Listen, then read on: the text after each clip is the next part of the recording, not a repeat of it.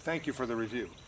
It's important for me to say to the camera that while I take a dim view of much of law enforcement's role in victimless crimes, I'm an unapologetic supporter of Israel and the Jewish people. I wasn't insinuating, I hope you didn't get the idea that I was supporting the assassination of the Jewish people in New York.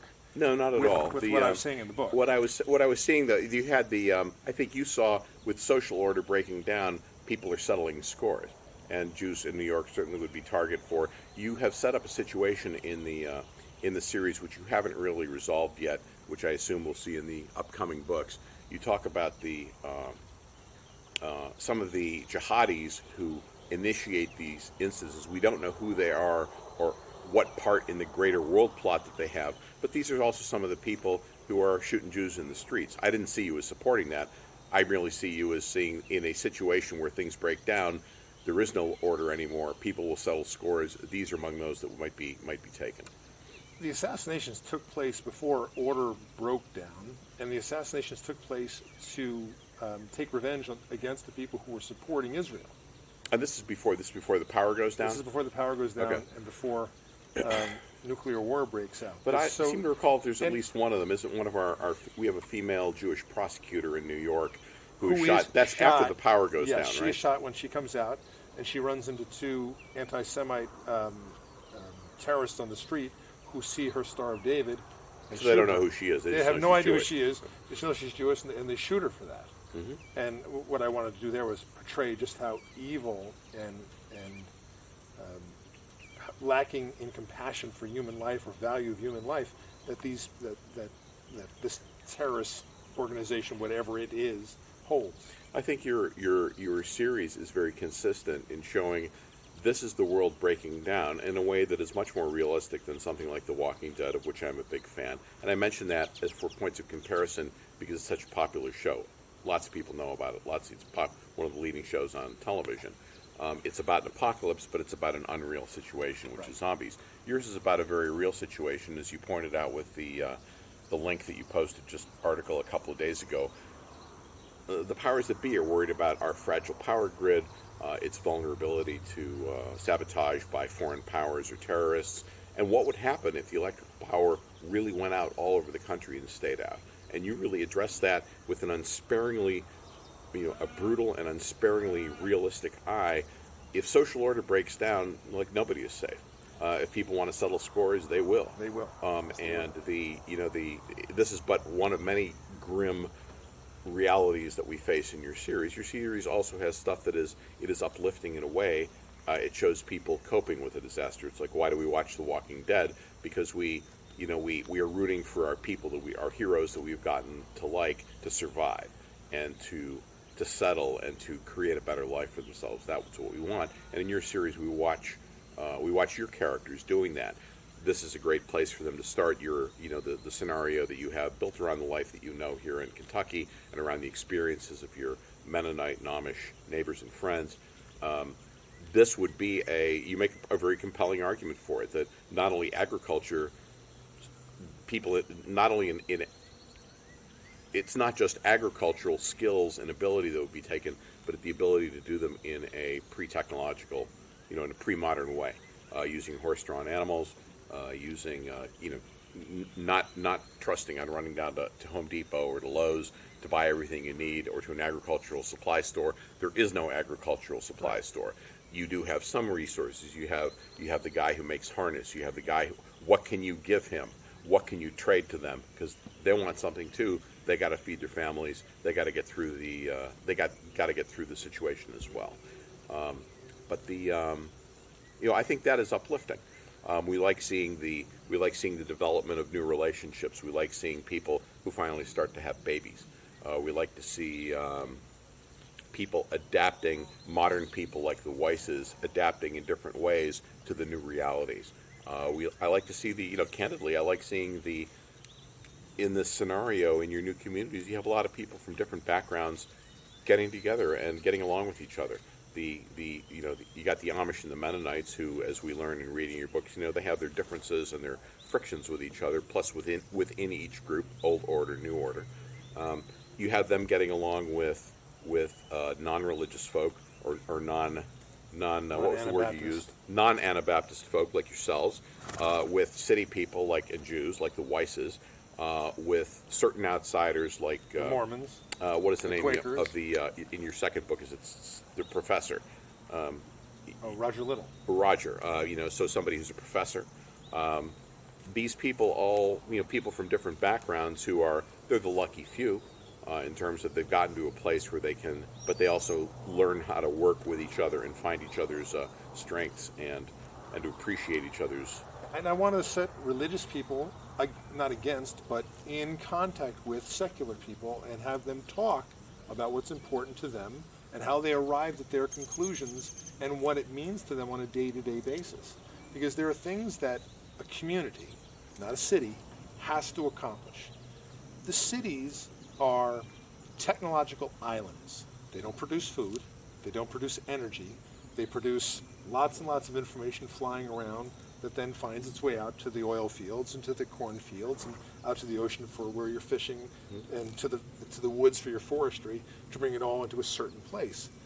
But the cities cannot do any of that without electricity.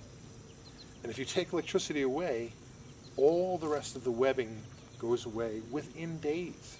And within 2 weeks, it's irretrievable. So then I wanted to set that scenario against the community ideals of the Anabaptists and the Quakers, who believe that you can rely on your neighbor and you should rely on your neighbor. There should be codependence and interdependence, and everybody has to contribute. So I wanted to set that community ideal against the city competitive environment, and then I wanted to discuss what is the energy input that makes both sides work. The city runs on electricity.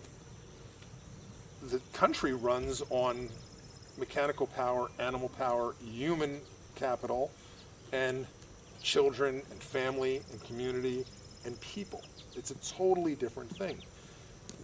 The community here is not concerned with whether we're having a war with Iran, whether Microsoft is having a good year, whether Facebook is snooping on people's data. What we're worried about here is the strawberry harvest, and the peach harvest, and your milk cow, and how is your production doing, and how all that other political shifting and fighting and huffing and blowing doesn't make the corn grow any faster. And so you have to deal with the weather, you have to deal with the cold, with the heat, with the need for fire, with childbirth in less than perfect conditions. I laid all those problems out there so that I could compare the city to a community. Well, and I think this gets at something. I think probably since about 1970, a lot of in our modern era, there were waves of this before, like with Thoreau, but people fantasized and romanticized the idea of getting back to the land, of homesteading, of leading a more simple but holistic life, which is what you guys are doing out here. And and I think you're really attacking this in earnest, both because you've lived it and watched how other people who are even better at it than you are do it. It's hard. It is hard. It's not easy. And and those of us in the modern world who've gotten soft and are used to, we buy things with cash, we have conveniences, we have figured out the how to do the most in our lives with the least effort. It's a whole different philosophy and a different way of life. Anyway, moving back to the land. This is something that people have thought about doing, and people are alienated by by modern society, every aspect of it, and they fantasize about getting back to the countryside and doing something about it. For a lot of people, it doesn't work out, or it isn't what they thought, or it's a lot harder than they thought.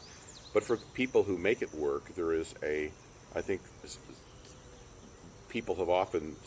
wise people have often looked at that the best lives are the ones that are most holistic and integral. That if you are working to create the means for your own survival, if you're working with those closely, that you have firsthand contact with, to cooperate, that this is a good life. It's an excellent life. It's removed from. It has its stresses, but it's removed from other stresses of modern life, and the fruits of what you produce are there for you to enjoy, and that that brings you a real satisfaction. You grew the food that you eat. You raise the cattle that become your beef. You planned your life to do the stuff that you need to do for you and your family. You don't have a boss. That's one of the greater satisfactions. The great satisfaction is no bills in the mailbox.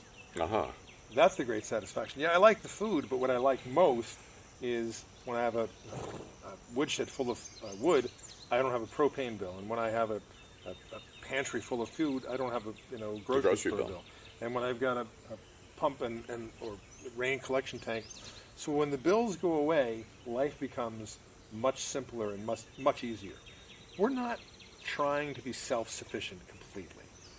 We want the community to be relatively self-sufficient and trade with the outside world, but some guys are better at harness making and some guys are better at putting metal roofs on buildings, and we kind of work all of that out.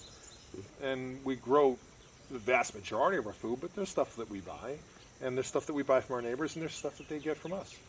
So on a community level, if you could arrange a community that was self-reinforcing, you are raising your own children with an ethos of the community, not that you're going to go out and conquer the world, but that you're going to raise a family here and that you're going to be good people, good neighbors, and find a way to enjoy your life without making yourself crazy. Well, and you're also in the city. Sometimes the price of leading a good life there is you have to prey on other people. Right. You aren't doing that here. Right. No, I have no guilt whatsoever about having to fleece somebody. There's no temptations here like you experience in the city. So we don't have surgeons doing surgery on people that don't need surgery. We don't have ambulance chasing lawyers. There is some freedom in that. There's some ethical freedom. I think you mentioned to me earlier that one of your Mennonite friends supports a family of 15 on $680 a month because of the lifestyle, everything that they produce for themselves. Well, they own the land. The things that they eschew in terms of modern conveniences and pleasures and enjoyments, they aren't partaking in a lot of that anyway. Right. But they also don't think they need to, and they have created a life where they don't need them. They're not poisoned by media. If you're not subjecting yourself to media every day telling you that you are ugly, that you are poor, that you are oppressed, if every day you're only confronted with people who are patting you on the back and telling you that they value you and are happy to have you around, life is very pleasant. And when you're not materially competing with your neighbor over, look at my watch, look at my car, look at my house, you'll notice in the community all the houses are white. A lot of the men don't even have a pocket here, because that way they can't put a pen in there to compete with the other guy who might not be able to afford. Now, you might think that's taking it too far. Is that actually a deliberate statement to not have a pocket? It's a deliberate because statement. some of your friends might not be able to afford pockets. Or no, not be able to afford the pen that goes in there or whatever else did. Now, that's an older thing. The newer, younger guys have a pocket because they want to have a pen. But it used to be that was the level of the rejection of competition, of material competition. The women don't wear makeup. They don't dye their hair. Now, that would be very hard in our society because, to accept your gray hair, we do, right. And it's not a big deal. So the women don't wear makeup, and the men wear long sleeve shirts, and it's very light in the summertime. But they dress very modestly. They're not looking for a new wife or a new husband. They're not looking to break up their families. They're not looking to compete. They're not trying to show you I've got this and you have that, and I'm better than you. And so.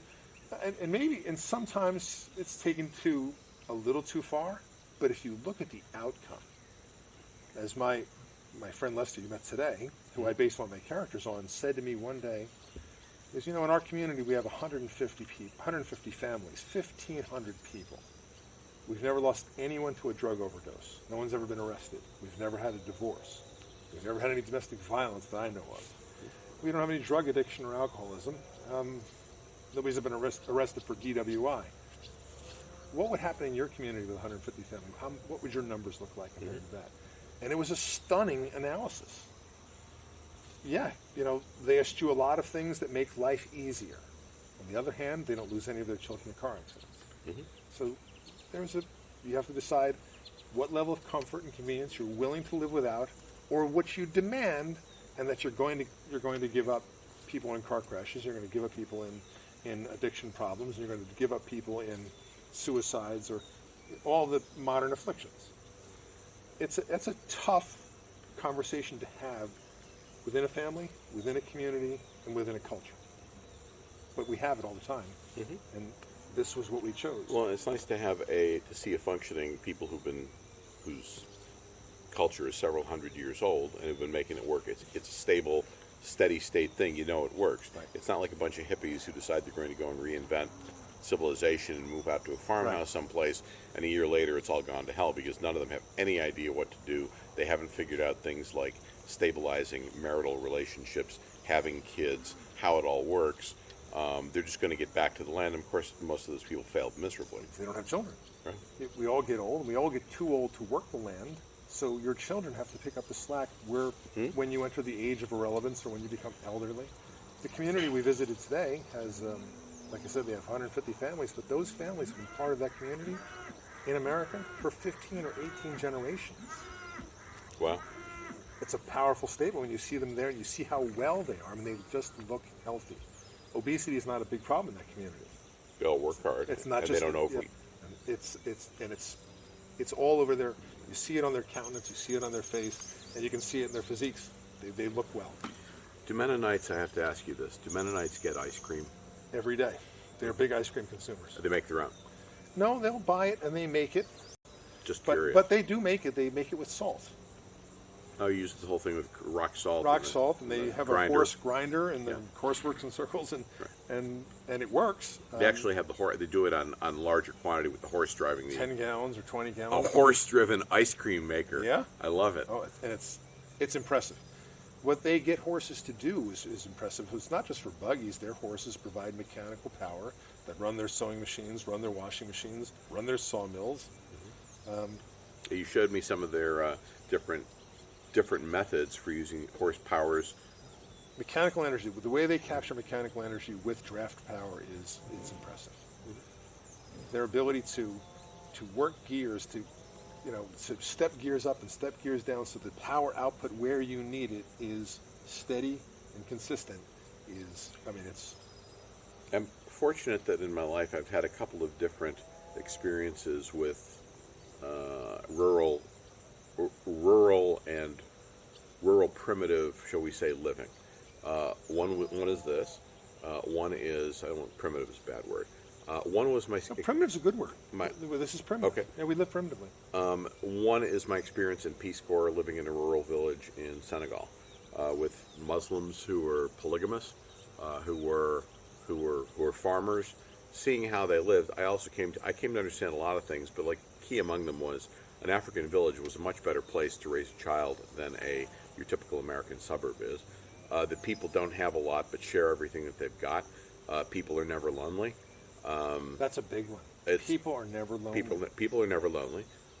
They face challenges in life, and there are dysfunctions in that society in terms of it's poor. People have enormous extended family. Anybody who makes it has 300 people coming to them and saying you need to share that with me, and which is why a lot of them they will choose to emigrate to the United States because they need to get away from that. Right. They can't accumulate. But then they give up everything else they had. They give up that. Right. Then they become here and they become rich and they become lonely. Right. Where we're not lonely out here. We have large families and stable marriages, and we're not lonely. Where if you go to the cities in America, people are, they've got work families. Those are not real families.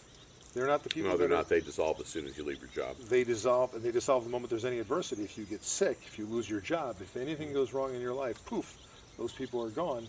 Where in these communities here, most of the households have at least 3 generations, and often 4, because they start having their children so young. Right. Their great-grandparents by 70. Somebody 70 or 80 is great-grandparent. Right, sure. Right. And they invariably live on the property. So a typical socioeconomic strategy in these communities here, along I-65 corridor, from Alabama up to Indiana, is when the youngest son is old enough to marry, he moves into the main farmhouse. The oldest son is probably already closing in on 50, so he can't wait around for this. When the oldest son... The youngest son... is, or the youngest daughter's husband is ready to take over. The old folks move into what they call a dowdy house. They build them a little house, a little cute cottage. The youngest son, not the oldest. Not the youngest, because the oldest son is already 50. Okay. Or they get married at 20. They have their first child right away. And so when they're ready to retire at 70, and the youngest son is ready to take over. The oldest son, he's already a grandfather, and he's already, so they have an economic strategy for getting their children started, and not being in debt, not being controlled by debt. So this would be hard for outsiders to understand. The boys start working at 14. They finish their schooling at grade 8. Their schooling is much more intense. Geometry, English and Low German, and reading, writing, and arithmetic, but geometry is very important because they're big on building. They have to build barns, they got to build houses, they have to make cuts. So their mathematics is really very good, and they start working at 14. By the time they're 18, they are men. They're not childish guys drinking beer around a keg at a frat party. They are hardened men. They know they have to get up in the morning, they have to make money, they have to save money. They know they have to provide for a wife and children. They know they got to plant a garden. They know they got to cut wood for the next winter. They're already thinking ahead, not just 1 year. They're thinking ahead for their 10 kids that they're going to have. It's a totally different planning. So when the youngest son is old enough, when he is married, when he marries, the parents move into the dowdy house. Into the dowdy house, and who gets their house? The youngest son. The youngest son, and he buys out. He pays off the other children, his older siblings, for their share of it. For their share, and he gets a slightly better deal because he's going to take care of the old folks, right? And so the old folks have company, and they get the one who's also got the longest life in front of them to care for them the longest. Right. Yep. And they have a lot of children. So they move around. And we watched our neighbors here who had no children, and he had a twin brother who had passed away. And when he got too old to work, he went to live with one of his sons. One of his twin brothers' sons. The one that passed away. He had no children of his own, so he went to live with his nephew. And we see them all the time. They have a nice little dowdy house over there, and they have company, and they have things to do. And the woman is involved in all the children's lives. She gets to be the step-grandmother and great-grandmother. Well, sometimes the men keep working just because if they still feel like it. They participate in whatever they wish to. They're not, once but they don't have to. Over 70, they're just whatever they feel like doing.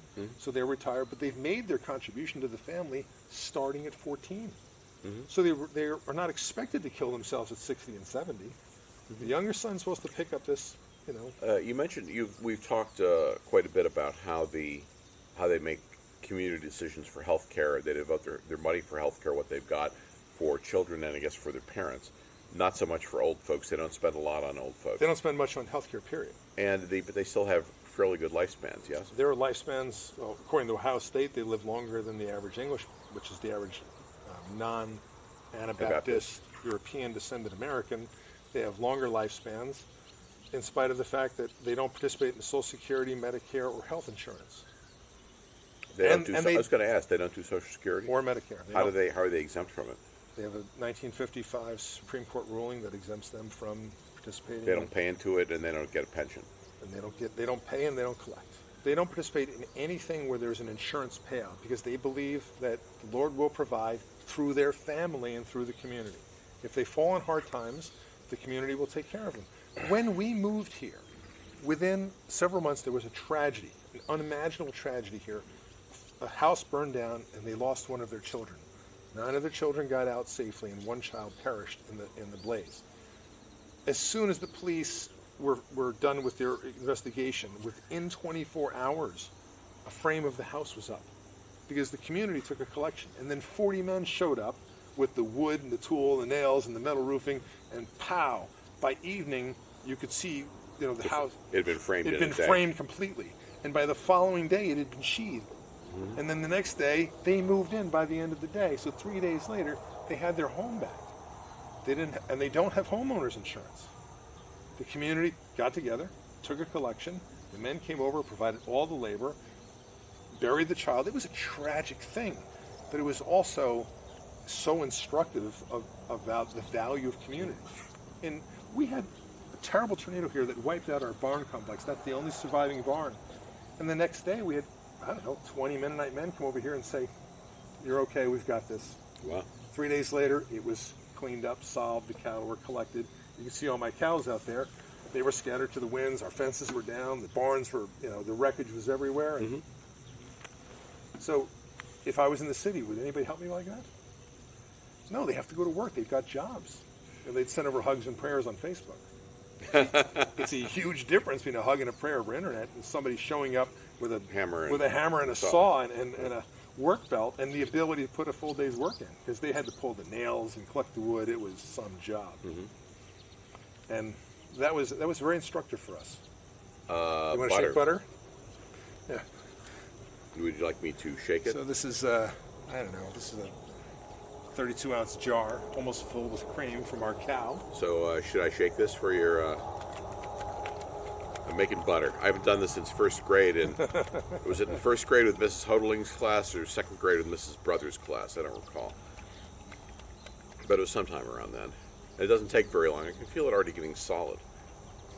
If you shake it hard, it'll probably go pretty quickly there.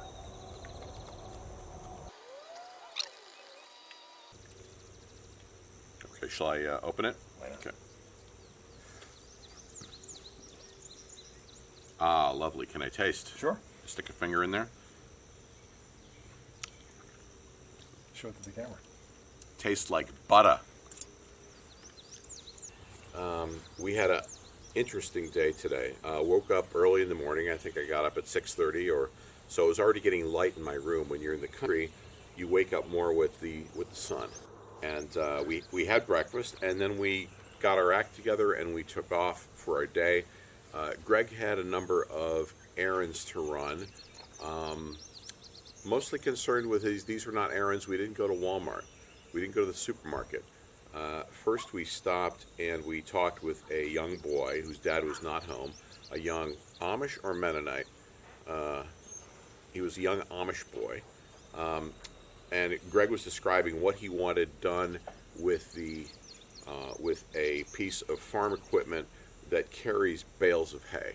And it wasn't holding the bales of hay just right. He was discussing with the boy what he was ultimately going to want the boy's father, who works machinery, to do. Then we went to another place, another family in that area, and we dropped off the trailer we'd been using to haul the piece of farm equipment around. Then we went to a third place, and there we met Freeman was his name, I believe, and he is a machinist, and Greg was discussing with him. First, he wanted to get some stove caps for the roof stovepipes. Couldn't find exactly what he wanted. Then he also saw that Freeman had some wonderful, had constructed this beautiful new tedder, which is this is a horse-drawn piece of equipment in which rolling rakes fluff up cut hay that you have already cut in the field, fluff it up so that it'll dry quicker. This allows you to harvest it, to bale it faster. It reduces your window of vulnerability for having the hay destroyed by rain. If you've cut it but not yet, it hasn't dried yet, you haven't been able to bale it. Greg got into some dickering with Freeman about how much it might cost if, in principle, he were interested in buying this, and what he might get in trade-in for his old one, which is smaller. He was looking at like, this is a guy who wanted to buy a bigger car, more power, and so there was some negotiating that took place. The deal is probable but not necessarily concluded. From there we went on and we saw I believe it was Lester, to whom Greg wanted to introduce me to him because he's the basis for one of the main characters in his books. He also needed to drop off some harness to get it fixed. And we spent some time in his shop and we chatted with his brother-in-law who was visiting from Texas, from a New Order Mennonite community, and we chatted about the weather and about tornadoes and construction that you can do that will protect buildings from tornadoes. Let's see, after that, where did we go? I think after that we went and had lunch, and we went to the Amish Country Market, which is both a country store and also they make sandwiches and lunches. We had a very pleasant lunch there. Did a little shopping. We stopped back at the home of the first boy. Was he Jake? And to talk to his father about the hay bale hauling piece of equipment. And Greg nailed down with him exactly what he wanted. I think that I've left maybe one household out of this. We drove by a number of places. He pointed out to me places that figured in his novels, the roads that he was recreating, some of the events that he had. He pointed out the pond, this beautiful man-made pond that someone has built to create his own water supply as well as hydropower. He can release water from the pond to create hydroelectric power. He also has a huge reservoir that he can pump the water up to the to other water reservoirs higher on the hill. From there, they can water fields. They can use it for the house. He pointed out things like this to me in the community, and we talked about many and sundry things all day long. We didn't get home till about 4 o'clock. So, thank you. You are Thank quite you for welcome. coming. Are we done? We're done. Okay. Thank you very much. That was a wonderful review. Dan Berger, formerly of the Tampa Tribune. Thank you. Thank you for listening.